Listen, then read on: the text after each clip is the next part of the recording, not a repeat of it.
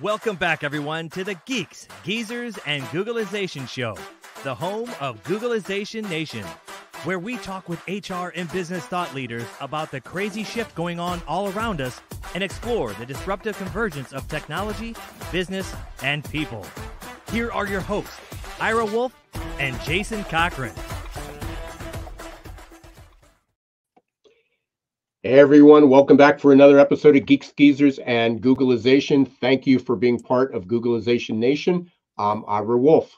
And I'm Jason Cochran. If you think this is just another podcast, think again. We're the voice of the most important conversations on the future of work that's confronting business leaders and people today. Our goal is to bring you ways to reimagine tomorrow and explore the ever-changing convergence of business, technology, and people. Hey, Jason, as you can imagine, my mind's been working overtime in anticipation of today's conversation. For me, today's show is the equivalent of Muhammad Ali and Joe Frazier, Rocky and Apollo Creed, your legendary battles between Colts Peyton Manning and Patriots Tom Brady. Because today we're going to be talking about agility versus adaptability. But unlike those fierce competitors in the ring and on the field, many times they became collaborators later in life. And so by the end of the show, we intend to show how it's not just adaptability or agility that organizations need and people need, but adaptability and agility versus the change that's happening and how together adaptability and agility can be the champions and the superpowers of tomorrow. But while anticipating how to approach this conversation this week, and it's still only Wednesday, I've seen a deluge of perfect storylines. And one of those that really stood out was yesterday. I received an email from Statista. It's Statista. If you're not familiar with it, look it up. They always have great stories, great demographics, great graphs. Their headline read, "Smartphones Wipe Out Decades of Camera Industry Growth." So with the exception of any Gen Z listeners, anyone else listening to the podcast probably remembers owning a camera that required film. And that film was probably manufactured by Kodak, and your pictures were likely processed with Kodak chemicals. By the year 2000, over 30 million film cameras were sold each year. And Kodak film industry was around for nearly 100 years, and management apparently naively thought the future was only coming, that it wasn't here yet. Then one day, cameras didn't need film anymore, which meant they didn't need those chemicals either. So beginning in the late 1990s, which is crazy, just about 30 years ago, digital cameras began to replace film cameras, and sales skyrocketed to over 120 million shipped every year. But here's the thing. The popularity of digital cameras lasted just over a decade, while film cameras lasted over a century. Between 2010 and 2022, worldwide camera shipments dropped 93%.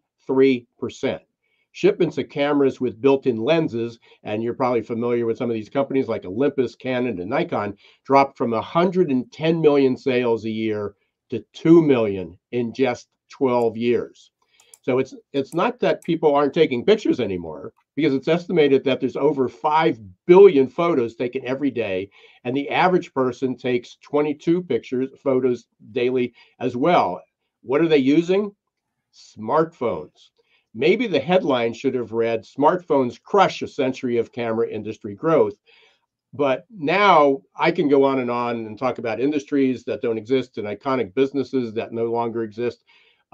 Sears, Woolworths, Oldsmobile, Compaq, Blockbuster. Any Gen Z probably has no idea what I'm talking about, but that's not the story here. Management of these companies might argue that they were changing. Many of us might even agree that they were changing. They had great strategic plans, but herein lies the problem. They just weren't changing fast enough. And that's exactly what's happening today. I can't tell you how many times, and we've heard this on the show and from other people, but I know you've heard it too, Jason. we hear from business leaders that they're working on really aggressive plans for 2024 and beyond. But here's the thing. The deadline for disruptive and radical transformation in many industries, especially with AI, has passed. Time is the enemy. It's not your friend. Change and progress don't wait for laggards to catch up, and you can't keep up with the pace of change with yesterday's skills and mindset. It requires agile leadership and an adaptive mindset, or as I tend to call it, and my colleagues, adaptability quotient. And with all that said, you will see why Jason and I are delighted to welcome Aaron Kopel, CEO and founder of Project Brilliant, to the show today. We're going to tackle this question.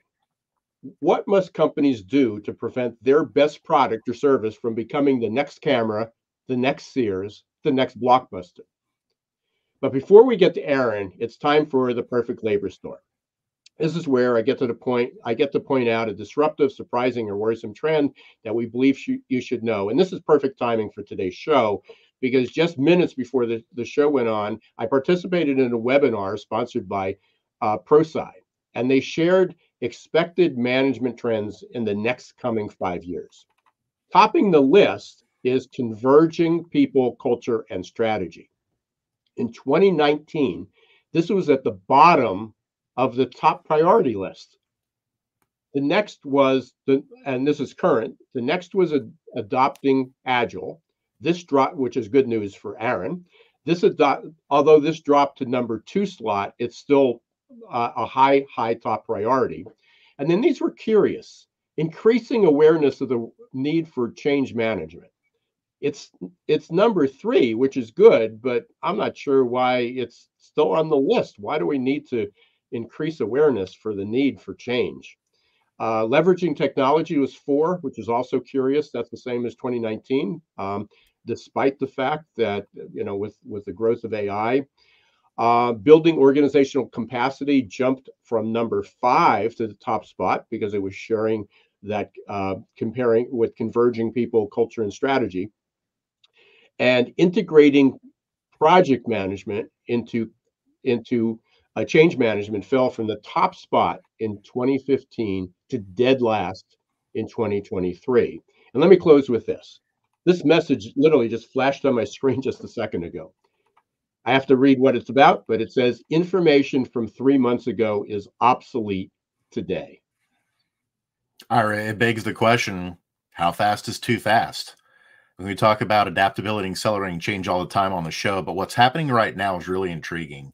And the only thing I want to add on to this before we bring Aaron on is what happened just a couple of weeks ago with the tumultuous weekend at OpenAI, the parent company of ChatGPT, where the CEO, Sam Altman, was unexpectedly fired by the board.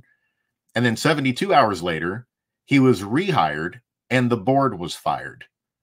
What the heck was going on there? Well, some things are starting to come out to light here. And what was brought to the surface is that the fight that was going on internally right now in that company, but it's also a microcosm of what's going on around the world, is we've got folks who are kind of called accelerationists. They want to push AI and advancement forward as fast as possible.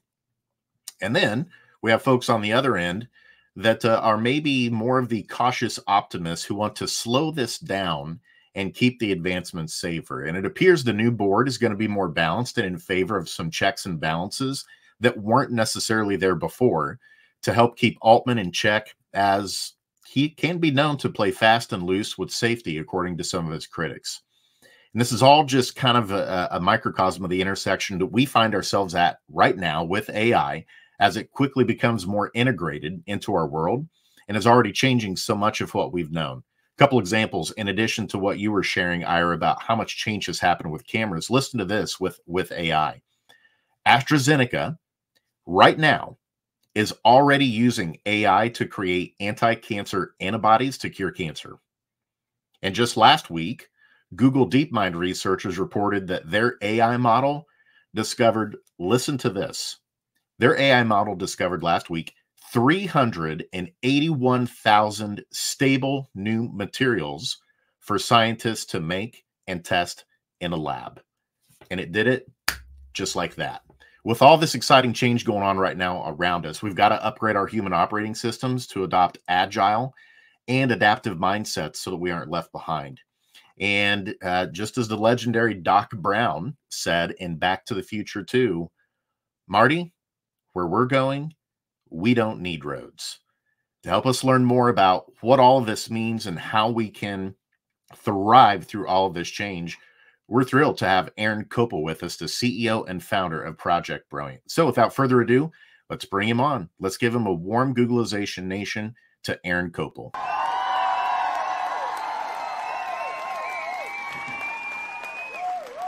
Aaron, thank you so much for joining us today. As you heard, we got a lot to talk about with you, so we're going to hit the ground running here. But let's start with this question before we get in deep. Tell us about you, and how did you become such an expert in agile leadership development?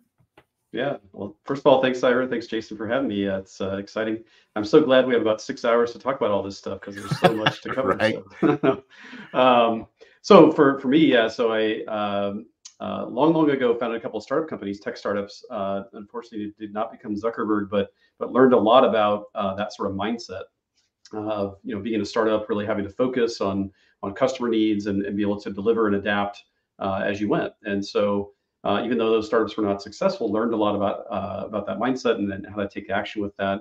And then essentially started helping apply that mindset to larger companies, right? And so some of my first agile coaching opportunities were with some large companies like in the pharma space, fintech, banking, things like that. And so bringing that startup kind of mindset of innovation, adaptability, those kind of things to bear. And that's really my entry point into Agile. And then with leadership development, it was really helping leaders understand how to guide the organization with that mindset. So that's kind of the background for me.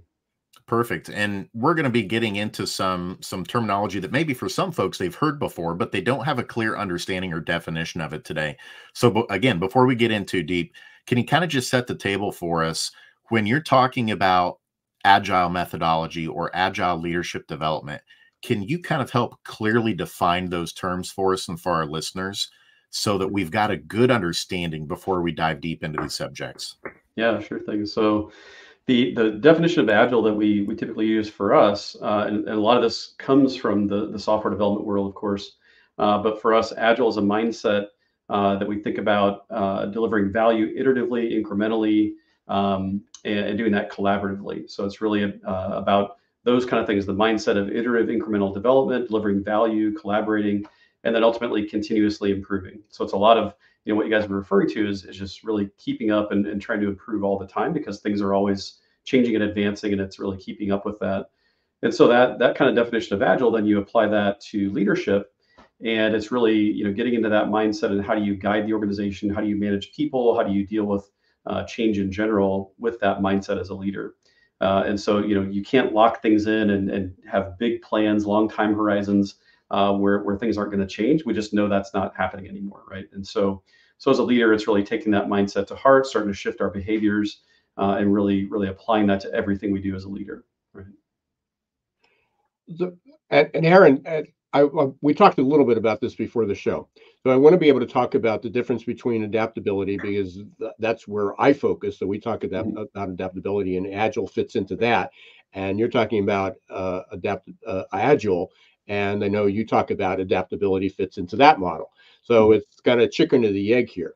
I watched a number of your videos, and I recommend people go up to the website and look at those because many of them are free. What I got out of it was that Agile was really a process, a model, a method, and a strategy. But in order for Agile to be effective and successful, people need to be adaptable. Yeah, for sure. And I think that we usually promote Agile as a mindset, and there's a lot of stuff that people know about Agile that's probably more of the practices or process side of it, which a lot of people associate with Agile, like things like a daily stand-up, for example, like every day let's get together and plan out our work for the day, understand where we are, and understand how to collaborate and be effective today. There's some some of those kind of things that people have picked up along the way in terms of practices and process. We usually try to promote really that mindset of agility. And when I hear adaptability and agility, they're very closely related, and a lot of people use those synonymously. I think there is a difference though, and Ira, I'd love to hear your thoughts on it too. But when I hear that, my initial reaction to it is, well, I think adaptable to me is kind of more going with the flow, right? So you're adapting to things, to circumstances, things like that. And agility, the slight difference I see with that, at least the way we promote it, is it's that plus taking action, right? So you're adapting, understanding what's changing, you're getting feedback and understanding where opportunities might be. But for us, we promote a lot of that with take action, right? So instigate something, do something, and then you're going to learn from that and then do the next thing. And so, they really do seem very complementary and very closely related. So, I'd love to hear, your take on that as well. Yeah, and I appreciate that. And we talked a little bit about this right before the show. So when we talk about it, it's more, we're talking more about an AQ. I mean, adaptability, and we use AQ and adaptability quotient or adaptability, again, so synonymously. We interchange those. But we're focused on the person. So in order to make Agile work, not only from a leadership standpoint, but to get frontline workers and the people that are going to integrate this, everybody needs to have this mindset, be adaptable. But it takes skills. So we look at this ACE model, and the ACE model looks at the abilities, and people are familiar with some of them, and I'm sure this is discussed in Agile too. You can confirm this or deny it. But we talk about grit. People need to be gritty. They have to have grit. They have to have resilience. They need a growth mindset to be open to new ideas.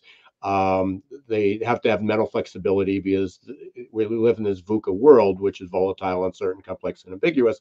Ambiguous means that sometimes there's not an answer. There's different options, and we have to choose those options. And people always want to know, well, which one? And especially in the HR world, is that they're so attuned to best practices. Well, we're going to put that one off the shelf because it worked for another company, but the circumstances were completely different. And it's like, which of those 10 best practices might work in our environment? So that takes change. And then we look at unlearning. We all recognize that we need to keep learning, but we also need to unlearn, which isn't really a thing, but we need to figure out a way that new habits overcome the old habits in order to do that. And then we look at character, which is the C, which I won't go into in great detail, but that's basically how does our personality impact that. But we look at the culture, and we look at how well is the company functioning, company management dealing with the change. Does management itself create a supportive environment? How does the team and the manager, the coworkers, does that support change? And so if you have an Agile initiative, everybody buys into it. Well, the company has, it has to be at the top. Is there support and belief at that level?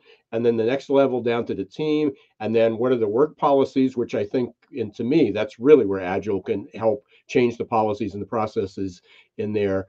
And then we get into measuring the well-being, psychological safety. Is it okay to change? Because going from where they are, whatever method that they want to use, if it's Agile or some other method, Lean, Six Sigma, there's change involved. People are going to make mistakes. And then it looks at this job stress. So it looks at this comprehensively, but it all focuses on the person. So when we talk about adaptability, it's more, are the people adaptable? And I'm almost thinking Agile is the organization agile enough, but in order to make that happen, you need adaptable people. So so I think they're very complementary, maybe a bit of hand in glove here, because I think a big part of Agile, as we think about this, is going to be team based, right? So we try to do everything in a team based manner. So you're getting cross-functional skills and things together. And so it starts with teams, but then it's teams of teams, and then, expands to the whole organization. So maybe it's that, people having that adaptive mindset. And then as we apply that to groups trying to get work done together, they form teams, and it really becomes, the ideal for us is that the whole organization becomes Agile, meaning they operate almost like a living organism where they can adapt to change together as a company, right? So we think about that, like some examples we use sometimes are, some of the traditional companies we come across are maybe more like a large Titanic type ship or like an oil tanker or something like that. They're big and they're moving in a direction. It's hard to shift or go, in a different direction or pivot. And as we think about that with an agile approach, what we want to do is think about this much more as like a fleet of speedboats, right? That we can adapt and move as a, almost like a school of fish kind of thing, right? So we're going in a direction, but we're going together, and it's all complementary, but it's all about teams and people working together to try to accomplish common goals, things like that. So Aaron, we don't want you to give away your trade secrets, but how do we do that? So I love that illustration you just gave of kind of like a school of fish, like, okay, we're all going to move this direction. What's the magic behind Agile and the methodology and the things that you do that help organizations start not just thinking that way, but you use the term behavior. How do they start behaving that way? What are some of the ingredients that have got to be in there? Yeah, so I think, there's several pieces, of course, but I think, some big things that come to mind as you guys were talking in the lead into the show, a lot about change management. And so, with effective change management, there's things like self-awareness of where are we, where do we want to go, and what kind of things need to change for us individually, but also as a team and as an organization. Having common goals is really helpful. So there's certainly good techniques for that out there. I'm sure lots of your listeners have heard of OKRs and similar things like that to try to align on common goals and common direction, right? Having that leadership kind of vision of where we're going. And I think for us, the stuff that we run into pretty often is really those leadership behaviors, right? And so the posters you can see behind me for those watching, some remnants from a leadership class that I teach. And one of those is this model called leadership agility from Bill Joyner and Stephen Josephs, and that we've adapted from some friends of ours at Agile Leadership Journey. And it really is a progression of development for leaders, going from people who are experts in a job and they can manage people in the job, then people who are good at achieving bigger goals where they can organize and motivate people in different disciplines. And we try to take that to the next level, which is becoming a catalyst leader, where they're able to sort of see that longer term vision. They're very self-aware of how they're coming across and how they're guiding the organization and how to accept feedback. And then really thinking about the organization in a broader sense, like the ecosystem in which the organization lives. It's not just about one team or one department or even our company. It's about the whole ecosystem in which the company lives. And if you start thinking that way, it's a bigger perspective. It's understanding the longer term time horizon where things need to take shape. And really, I think from a leadership standpoint, it's having that kind of approach.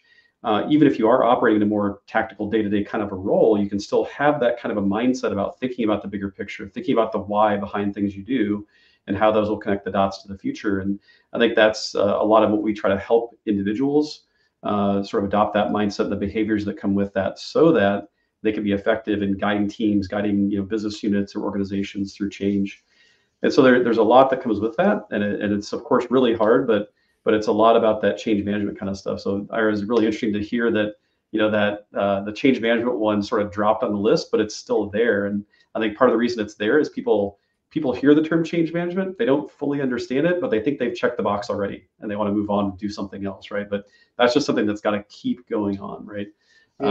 Yeah, we run into a lot of companies where their quote change management function is, it's that one guy that sends the emails out. Like that's not change management, right? Yeah, the weird guy in the corner that comes up with all these ideas that we allow out every once in a while. So your graphic behind you is really, really interesting, what you walk through. So I noticed that the expert and the achiever are heroic. Yeah. And so to me, explain that to me, because I would have thought that the catalyst, that the disruptor may actually be the hero.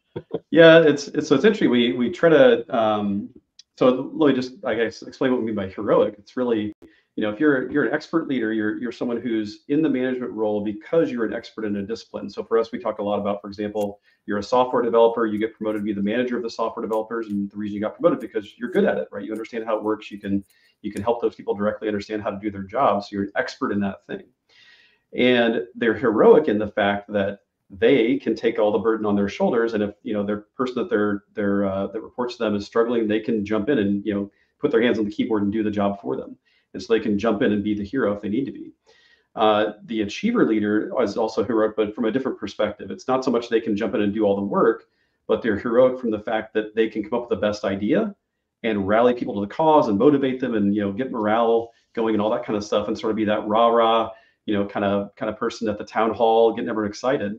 And it's heroic from the fact that they're the ones sort of holding up the tent poles, getting all the political capital in place to get budget and buy-in for this initiative that they've started, things like that. And the danger, though, with those heroic kind of behaviors is if that person goes away for whatever reason, like they leave the company or they get sick or whatever happens, right? That hero goes away, it all collapses, right? There's no one left holding up the tent poles. And so what we want to do is go beyond that to what we call post-heroic, which is that this leader is operating from a place where it doesn't have to be all about them. They don't have to be able to do the work. Doesn't have to be the one coming up with the best idea. It's about them creating an environment where everyone can participate and collaborate and come up with shared ideas and things like that. So it's sort of what we call post-heroics. You're going beyond just the need for that one individual to either do the work or have the best ideas. It's about all of us being successful together, not relying on one person who can, ultimately if they collapse, if that link in the chain breaks, it all falls apart. So we want to go beyond that. Right. Yeah, Aaron, it fits so well that your model, and again another linkage to our ACE model and the adaptability. So when we can create a team report for the AQ, and it looks at globally where does people fit in, and there's two additional scales that I just love. One is explore and transform, which are the disruptors, and that seems to align with the catalysts, the visionaries, the people that are going to be able to do that. And then there is the utilize and improve. So that's a continuous improvement, constantly making improvements, but it's not changing the world. It's not Steve Jobs. It's not disrupting an entire industry. It's making those incremental improvements on the process, which also, and both of these fit under Agile. Both of them fit under adaptability. So your model tends to align with the people side, and we're more focused on how do you get people to not only willing to adapt, because many people are willing, but able to make those changes, because they're going to make mistakes. And people who don't have the confidence, or they don't have a great manager, or they're learning a new skill. There's this great video that's out there. I don't know if you've seen it, about the backward bicycle. Oh yeah, yeah, and yeah. For those who don't know, look up backward bicycle. I can't remember the individual who did it, but it's tremendous, because it literally says is how you can retrain yourself, how you can learn a new skill, and how it's easier if you're younger, but it's not impossible if you're older to be able to do these things. But it fits into this explore and transform versus utilize and improve. And so as soon as I see your diagram back there. It really fits into that, because the experts are not going to be the visionaries. They're not going to change the world. They're unlikely to come up with the new product, but you need them. Crucial. Yeah, crucial, right? You got to get work done, right? So I often get asked, on my side, is which one's better? I mean, should you have more explore and transform, or utilize and improve? It depends what industry you're in, what business. If you're in tech and rely on AI, you better have a higher proportion in explore and transform than you do if you're in, another industry that is not being affected as quickly. And certainly, like functional areas too can matter there. Like, I'm not sure I need my accountant to be a supervisionary. I want them to actually just get the numbers right, stuff like that. So there's different industries, different disciplines and functions inside companies too to consider there. Yeah. Well, we're just getting started here. I think we're just warmed up, and as I said, so fortunately we're in the first half hour or 6 hour show. No, unfortunately that's not the case. We're gonna take a real quick break here, because we definitely want to continue this and get back. And be talking about agility and adaptability. And I know Jason's chomping at the bit. He's got a question to ask, but we want to thank everybody for listening to Geeks, Geezers, and Googleization. We're here with Aaron Kopel from Brilliant Project. We're talking about adaptability and agility, or agility and adaptability, and how they mix and how they support one another. We will be right back in 1 minute. Find my show here. Are your employees feeling stuck and just showing up for a paycheck? Is your workforce working harder to get back to normal than adapting to the future? It's time to help them break their addiction to certainty and develop a growth mindset. Developed by one of the world's top-rated future of work thought leaders, AQ Plus Mindset is a powerful tool to help your employees embrace change, adapt faster, and grow on the job. Conveniently delivered to any smartphone or laptop in easy-to-digest 5 to 10-minute lessons. Managers can sit back and watch employee attitude shift towards growth and innovation in just 30 days. Are you ready to help your employees thrive in this ever-changing, never-normal world? Encourage them to show more grit, resilience, adaptability, and unlock their potential? The journey to a growth-filled future starts with a growth mindset. Visit aqplusmindset.com or call 484-373-4300. Hey, welcome back, everyone. You're watching or listening to Geeks, Geezers, and Googlization. We're here with Aaron Kopel from Brilliant Project Brilliant Project. I keep mixing those two up. Jason, you had a question. I do, and it's a big one. It's a big one here. You could see on my face, Ira, that I was ready for this one. I wanted to ask Aaron. So, Aaron, you heard at the beginning, Ira and I were talking about AI, and I know we can often dabble in some hyperbole, but I don't think it's hyperbole when we say AI is the most disruptive change in the history of the world already, with what it's doing and what it's going to become. With that, and the work that you're doing around agile leadership development, is AI starting to impact that work in any way? Or what do you foresee it impacting the work that you're doing with organizations on becoming agile and adaptable? Yeah, for sure. I mean, I think it's hard to find an industry or discipline that it's not impacting. And certainly what we see with agile organizations and leaders in particular, it's certainly starting to have an impact there, right? And I think the challenge, like most people initially think about AI, it's like, oh, it's going to take all the jobs of everyone, right? And think about the negative side of that maybe, but I think it's really, where we've started to land is really this is an enabler, right? It's something that can help us and promote more effectiveness, and maybe take some of those more tactical or repetitive kind of things off their plate, where they can really have more opportunity, more capacity towards the things that really need their brain power, and more adaptability from them personally to be able to lead the organization, to do the people side of things, right? And that's a lot of what we have been promoting with leaders for a long time anyway, is, get out of the work, right? And really get more into people development and really empowering and enabling your people to be more effective, and really helping them to develop and grow. And, so a lot of stuff Ira mentioned already with the AQ model, I think is very much in line with what we teach and talk to leaders about as we train and coach them. And so I think AI is really an enabler for them to be able to focus more on those kinds of things and leave a lot of that tactical stuff, or the things that might take them hours and hours to build PowerPoint slides, for example, right? I find a lot of leaders where that's like half their day every day is just like update the PowerPoint slides, create new PowerPoint slides, just deck after deck after deck. And there's a lot of things that AI can use to get that off their plate so they can focus on the things that actually matter. And so that's just one example of a lot of things that are probably coming. And, I think as we go towards the future, there's a lot more of those kind of, the sort of tactical things that they can start taking off their plate and get more time for the people side of things. Well, and you're a catalyst. You like to tinker with things. So I'm curious, for you, have you been dabbling in AI and the work that you're doing with clients? Cool. So what's some of the stuff that you're doing? Yeah, certainly. As we think about the obvious stuff, ChatGPT can do all kinds of wonderful things in terms of content creation or asking it questions and trying to get starting points for answers for things. So we've looked at that with clients to try to help enable them. On our side, there's some things for just marketing purposes and that kind of stuff. Obviously, as a consulting business, as we're putting out content, things like that, that's helpful and interesting. But I think there's a lot more to it, and I think for us, thinking about how does that impact the world for us in terms of training and coaching, that's a big part of our business.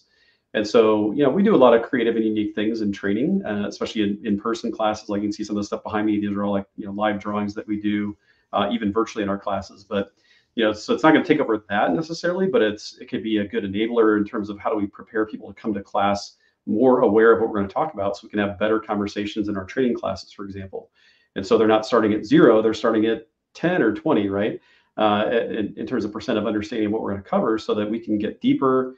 We can talk about their specific scenarios and that kind of stuff, so we can sort of get through the one-on-one stuff a little bit better and easier for them, and it might make more sense for them. And then we get into the more interesting conversations. From a coaching standpoint, we're starting to see things pop up. They're not great yet, but I think they're going to get there, which is just coaching tools, right? AI coaching tools. A lot of what coaching is asking the right question, right? Asking those provocative, hard questions of people to start getting them thinking, right? So coaches don't have the answer, but they can help you find the answer, right? And I think AI will start to take over, at least a lot of the basic level of that, right? There might be some deeper things, or maybe contextual things that individuals with expertise still need to do, but eventually, that stuff is going to diminish by a lot, right? So just like Ira was talking about with the decline of like cameras and things like that, like the market gets disrupted. So things like that, coaching and training, I think AI is going to enable a lot of that, but also take some of those things off our plate in terms of tactical parts. And from your perspective, now, granted, this is going to be skewed because most of the executive leaders and organizations you're working with, they're already open to kind of this mindset because this is what you specialize in and is helping change. But I'm curious, are you starting to see more executive leaders say, we're not fearful of this stuff. I'm going to get my hands dirty and I'm going to start tinkering with it and use it in some ways too. Are you seeing any of them take some bold steps of trying to use it? I know you mentioned kind of like some PowerPoint decks. Any other cool ways that you're seeing senior leaders start to model getting comfortable with using some of these new technologies? Yeah, yes, and I think some of it is they don't want to be left behind. I mean, they realize this is the way of the future, and they're starting to see a lot of their people take advantage of these tools, right? And I think initially it was, there was sort of some hesitancy by people to use these tools because it felt like, oh, I'm not really doing my job. I'm getting paid to, sit here and hold down this chair and type.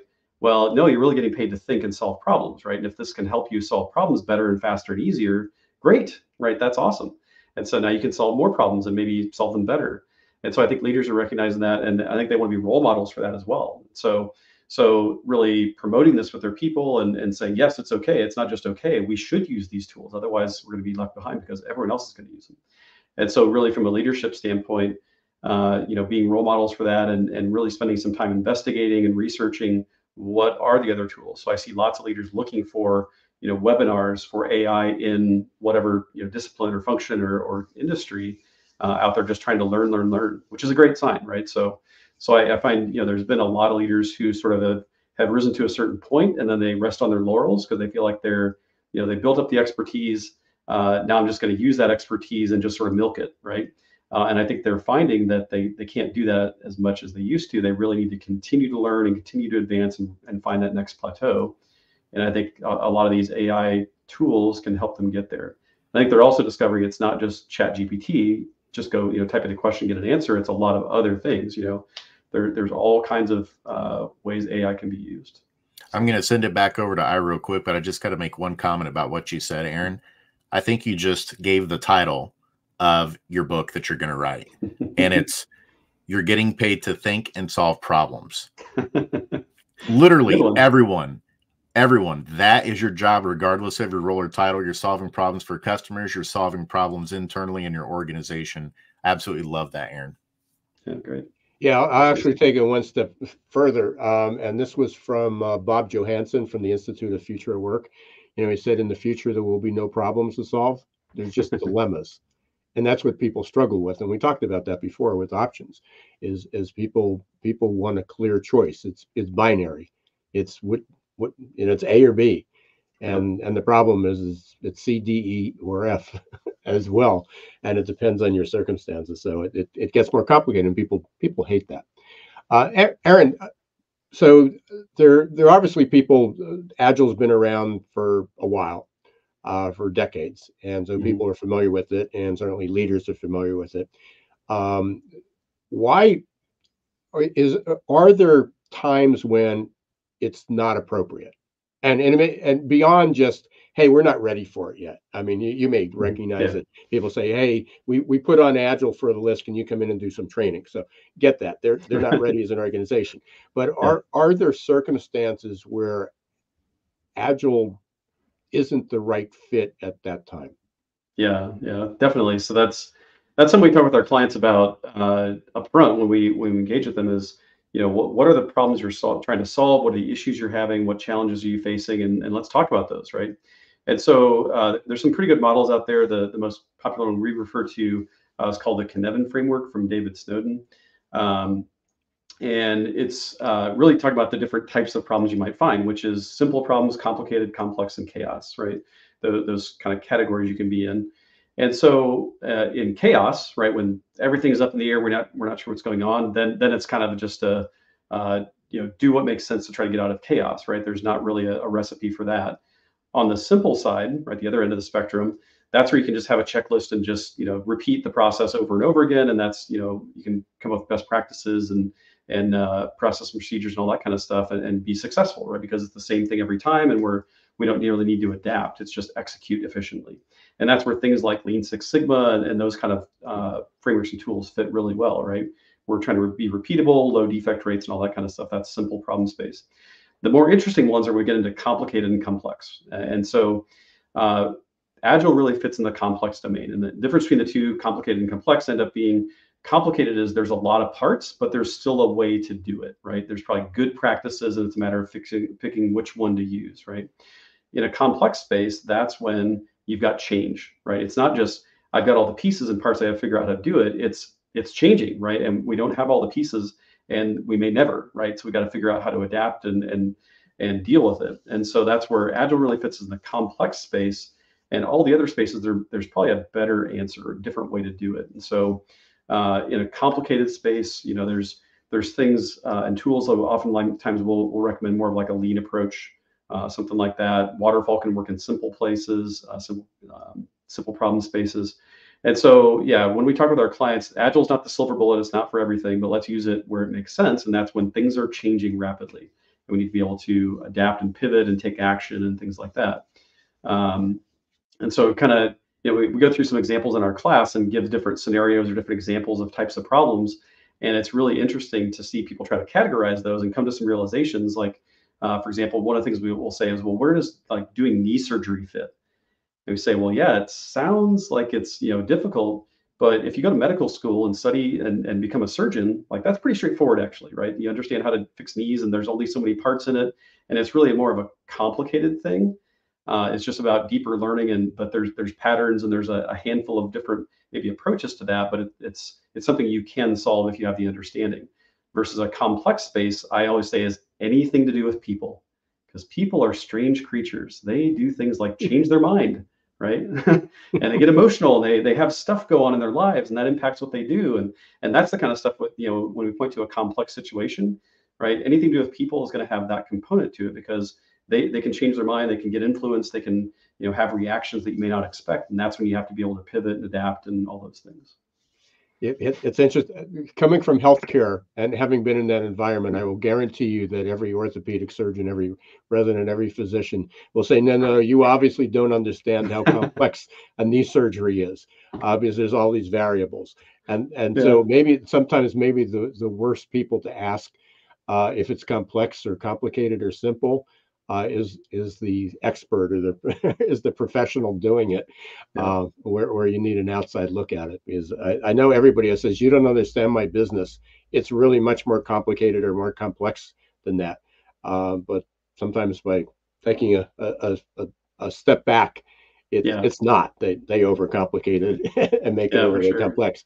You asked at the beginning what the show was like. It's obviously a conversation, and I can't believe how far into this we are, but we're coming toward the end. So there's always one question I like to ask before we wrap up this segment, and it's, was there something that we should have asked you that we didn't, or you wanted to cover that we didn't?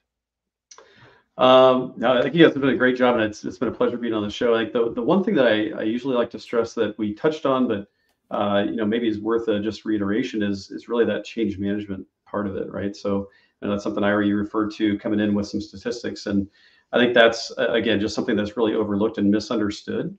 And I think it's a key skill for leaders, right, to be able to understand effective change management and as you guide people through change, really understanding. People move at different speeds, and they're complex animals where they've got different reactions to things you may not expect. And it's really being prepared as a leader to be able to be on your toes and respond to those things in an effective way that, you know, helps people come along. And in every change endeavor, right, there's some people that just aren't going to come along for a variety of reasons, but you want to help the bulk of people try to attach to the change and really help them effectively come through it. And I think that's just an underlooked skill for leaders. But I think that's one of the most important things for them going into the future, is really being able to not just be visionary and self-aware and those kind of things, but really build up that muscle of effective change management, like the people side of that, as well as understanding how to help people connect to strategy and things like that. And I think it's just something we run into a lot in organizations. Like I said, I kind of half jokingly said, you know, oftentimes people point to the change management person, quote, change management person, as the guy that sends the emails, right? That has, you know, that's like maybe the tactical part you might see, but that's not really change management, right? It's much more about understanding people and motivations and how to help them along. And I think that's, you know, again, just building that muscle, I think, is just really crucial for the future. Brilliant, Aaron. And we've come to our next segment. We are going to do the lightning round now. So it's time to get to know you a little bit more on a personal level and help our listeners do the same. So I've got 4 questions for you here. Hopefully they'll be pretty easy, Aaron, but we want to get to know you a little bit better here. So let's start with this one. Who's your favorite band or maybe a favorite song? Oh, yeah. So if anyone's ever been to one of my classes, they know the answer to this one because I talk about it in my introduction, which is I love Pearl Jam. I've seen them in concert 42,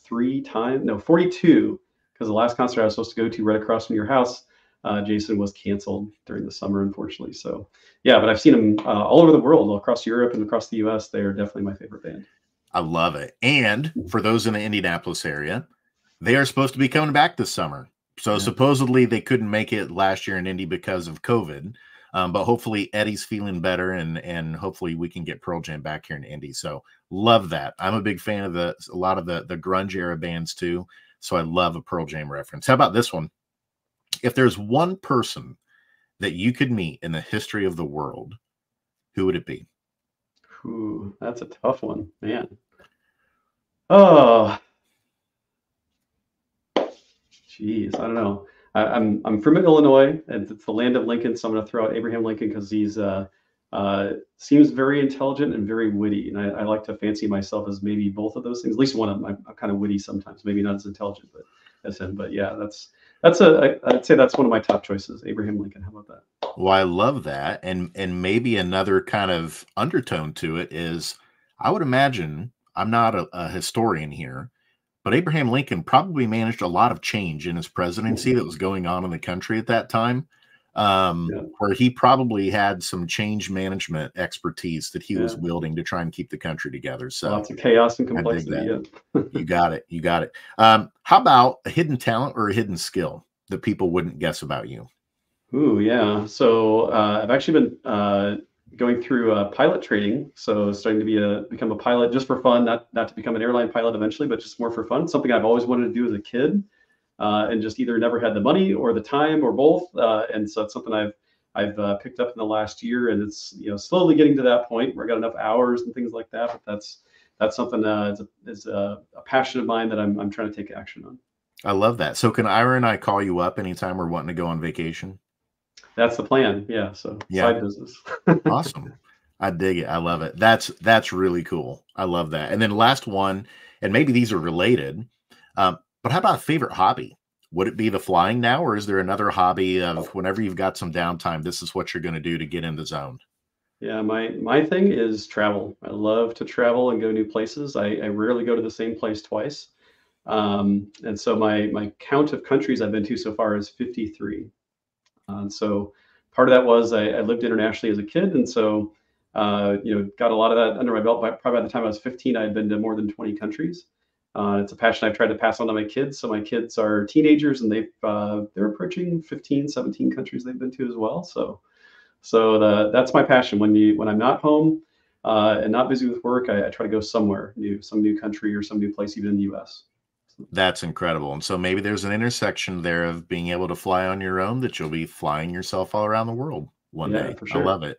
Awesome. Aaron, thank you so much for being with us again. This is Aaron Kopel, the founder and CEO of Project Brilliant. Aaron, before we let you go, what are some ways people can learn more about you and connect with you, but also learn more about the work you're doing at Project Brilliant? Yeah, thanks, guys. And so thanks so much, Ira, Jason. It's been great to be on the show. So yeah, connecting with me, projectbrilliant.com, of course, our website, lots of information on there about our services and what we provide, training classes, coaching, and helping organizations become more agile. Feel free to reach out to me as well. So my email address is pretty straightforward. It's Aaron, Aaron, at projectbrilliant.com. And always happy to connect on LinkedIn as well. That's a great place to find me. We do a lot of posts on there as well. Try to share some information, things like that on LinkedIn. So happy to connect there. And I'm also writing a book. It's not ready yet. It'll be, we're targeting probably April of 2024, but the book is called Optimize, Unleashing the Full Potential of Your Organization. So of course, it's a lot about how to apply all these agile concepts to your whole organization, right? In the areas of products, teams, and leaders. And so we'll go deep into that, but that's, look forward to that coming. So hopefully those are helpful and some good ways to connect with me. I'm looking forward to it. So please reach out. Absolutely. And congratulations on the book, Aaron. That's a big accomplishment. Yeah. Thanks. Yeah. Well, look forward to having you back when the book comes out. And also, Beth, I assume might be from your office or from your business. She said to make sure we look at your ebook, How to Make Agility Work for Your Business. Beautiful. Thanks, Beth. Go up there and so good reminder of that. Thanks very much, Aaron. Love to continue this conversation with you, especially about the AQ. Might be some opportunities for both of us because I don't do what you do for sure. So yeah, thanks, guys. Appreciate it. Okay, take care. That one was awesome, Ira, to be able to think about agility and adaptability in different ways. What were some of the things that jumped to mind or came to you that are going to be things that stick with you from this conversation today? Well, one was really having that some clarity around agility in my mind. I mean, I understood it, but I'm going to explain it. But understanding agility and adaptability where they fit, and adaptability really is when we look at it from the AQ side, is really looking at the person. And agility, although they are talking about the person, it really was more on that structure, the method, the process, the how to do it. There has to be a mindset there, but it's like, okay, how do people develop that mindset? And again, some people grasp it and other people don't. And then the second was the parallels with their model as he was going through the model. From expert to achiever and the catalyst. It just fits so well in the framework of that ACE model and the AQ that I talk about and really promote so much of the difference between disrupting and transforming, or exploring and transforming and utilizing and improving. Where do we get teams? What's the alignment? How do you know where people fit? And just because you have a brainstorming session or people are focused on growth mindset and people become open-minded, doesn't mean they're good visionaries. They may have that capability, but it's not there. And even an incremental change is a huge step for them, where other people like you and me that really think more on a big scale, a big picture. Those micro steps seem so insignificant, but they're not for many people. That's right. And for me, when we were talking about AI, and the context of this was around how there still may be so many people that are reluctant or scared or fearful of tinkering and dabbling with AI. And when Aaron said, you're paid to think and solve problems at the end of the day, regardless of your role, your title, your position, every single person, that's what you're paid to do. And so we have to flip that mindset of we need to be leveraging and using and tinkering and experimenting with the AI to help us think better and to get better at solving problems for customers and also for the businesses that we're a part of. I think that's a really great mental shift there, and a message that needs to get out to more folks that are fearful or worrisome that somehow their employer is going to be coming after them if they start tinkering with stuff. It's like, no, if you're working for a good employer, they're wanting you to take that by the reins and experiment with it, because those are going to be the organizations that are still around in 5 years. The ones that are maybe making you worried about doing it and saying, no, don't do that, might be time to start looking for a new employer, because they may not be around if they're not experimenting and leveraging and figuring out how to drive value with the AI. So that was a big takeaway for me. So Googleization Nation, we want to thank you again for being with us today. If you haven't liked or subscribed to the show on all of our platforms, please do so. YouTube, Apple Podcasts, Spotify is where you can primarily find us. And thank you so much for being part of the show. And until next time, I'm Jason Cochran signing off. And I'm Ira Wolfe. Thanks so much for being part of Googleization Nation as well. And until next week, don't let the shift hit your plans. Thanks for watching Geeks, Geezers, and Googleization. Be sure to listen to the podcast and follow us on YouTube. This show was produced and edited by Hilton Productions.